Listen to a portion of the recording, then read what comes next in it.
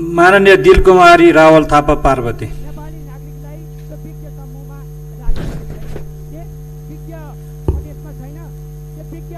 सम्मान्य अध्यक्ष महोदय, नेपाल सरकारले संविधानको धारा 9 उपधारा 2 बमोजिम अनुसूची 3 को नेपालको निशान छापमा हाल नेपाल सरकारले जारी गरेको नयाँ नक्सा अनुसार हुने गरी नेपालको संविधान दोस्रो संशोधन विधेयक 2077 ल्याएको छ। यो ऐतिहासिक र महत्त्वपूर्ण कार्यको निम्ति नेपाल सरकार, सम्मान्य प्रधानमन्त्रीज्यू, सम्बन्धित मन्त्रीज्यू प्रति आभार सहित हार्दिक धन्यवाद ज्ञापन गर्न चाहन्छु। नेपाल सरकारद्वारा प्रस्तुत यो विधेयकको स्वागत र पूर्ण समर्थन गर्दछु। स्वाधीन र गौरवपूर्ण वीरताको इतिहास निर्माण गरेको वीर नेपालीका कारण नेपाल कहिल्यै कोही कसैको पराधीन र उपनिवेश बन्नु परेन, रहनु परेन। आफ्नै वीरतापूर्ण गौरव र पौरखका कारण गरिबिलो इतिहास निर्माण गरेको वीर नेपालीका सन्तान हामी। पुर्खाहरूको इमान र पौरखका कारण हाम्रो स्वाभिमान सर्वोच्च शिखर सगरमाथा जस्तै उच्च छ, रहिरहनेछ भन्नेमा म पूर्ण विश्वस्त छु।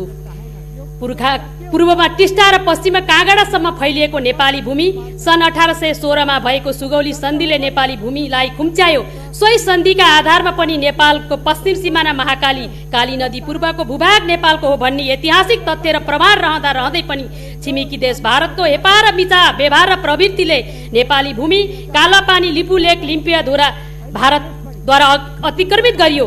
विभिन्न समयमा नेपाल सरकारले आफ्नो अतिक्रमित भूमि फिर्ता ल्याउन शालीनता र मित्रतापूर्वक गरिएको आग्रह र अनुरोधलाई अस्वीकार गर्दै उक्त नेपाली भूमिमा भारतीय सेना राख्ने, स्थायी संरचना बनाउने कार्य गरेर नेपाली स्वाभिमान, स्वाधीनता, राष्ट्रियता र भौगोलिक अखण्डतामाथिको ठाडो हस्तक्षेप गर्ने कार्य नेपाली जनता, नेपाल सरकारलाई स्वीकार्य विषय होइन। यो हुनै सक्दैन। सम्मान्य अध्यक्ष महोदय, हामीले पढ्दा पनि बुझो र चुचो नभएकै नेपालको नक्सा पढाइयो र बनाइयो। आज यो ऐतिहासिक महत्त्वपूर्ण विषयमा जनप्रतिनिधिमूलक संस्था संसदमा छलफल भइरहँदा यो नक्सा कहिले कसको पालामा के कारणले चुचो हटाएर बुचो बनाइयो, सत्य तथ्य कुरा बाहिर ल्याउन स्वाभिमानी देशभक्त नेपाली जनतालाई जानकारी दिन पनि म सम्मान्य अध्यक्षज्यू मार्फत नेपाल सरकारसँग जोरदार माग गर्छु। हामी सबैले सुन्दै आएको एउटा नेपाली कथा प्रसङ्ग म यहाँ जोड्न चाहन्छु। एउटा बिरालोले मुसाहरूलाई धेरै दुःख दियो, एक गरी मानेर खान थाले। यो समस्या समाधान गर्न मुसाहरूले सल्लाह गरे। अब बिरालोको घाँटीमा घन्टी बाँध्नु लागि सल्लाह गरे र हामी जोग्यौँ भने, तर सल्लाह पनि भयो, सहमति पनि भयो, तर बिरालोको घाँटीमा घट्नी कसले बाँच्ने भन्ने आँट कसैको भएन। फलस्वरूप बिरालोले छानी रोजी मुसा मारे। यो लोककथाको याद आज भोलि मलाई आइरहेछ। भन्न र बोल्न धेरै सजिलो हुन्छ। हामीले बोलेका पनि सुनेका छौँ, बोलेका पनि सुनेका छौँ, तर सबै पार्टी, सबै नेताहरू कुनै न कुनै समयमा यो मुलुकको शासन सत्ताको जिम्मेवारीमा रहनुभयो, पुग्नुभयो। तर वर्तमान सरकार, जो जनताका अपार जनमत र विश्वासबाट निर्माण भएको सरकारले आँट गरेको छ, हिम्मत गरेको छ। यो राष्ट्रिय एकताका साथ अतिक्रमित भूमि फिर्ता गर्ने उद्देश्यका साथ यो विधेयक प्रस्तुत भएको छ। म हार्दिक धन्यवाद दिन चाहन्छु। यो महत्त्वपूर्ण कार्यका निम्ति म सरकारप्रति आभार प्रकट गर्न चाहन्छु। नेपाल कम्युनिस्ट पार्टी, नेपाली काङ्ग्रेस, राष्ट्रिय जनता पार्टी, सङ्घीय समाजवादी फोरम लगायत सबैप्रति म हार्दिक धन्यवाद ज्ञापन गर्न चाहन्छु।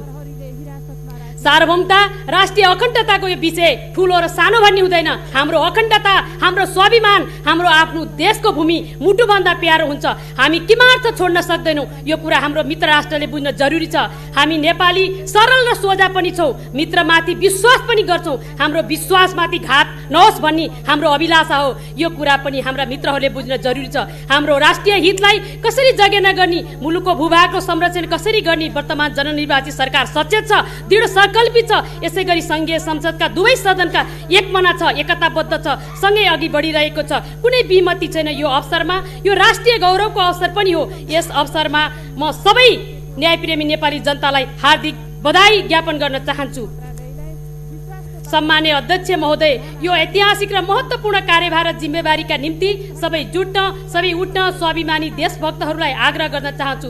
सत्ता र विपक्ष भन्दा माथि उठेर एकताबद्ध भई सीमा समस्या, अब लिपियाधुरा, लिपुले, कालापानी मात्रै होइन, देशका विभिन्न ठाउँमा रहेका सीमा समस्याहरू अब सधैँको लागि समाधान गर्नका लागि दृढ सङ्कल्पका साथ अगाडि बढ्न सम्मान्य अध्यक्षज्यू मार्फत म नेपाल सरकारलाई आग्रह गर्न चाहन्छु र यो विधेयकको पूर्ण समर्थन गर्छु। धन्यवाद।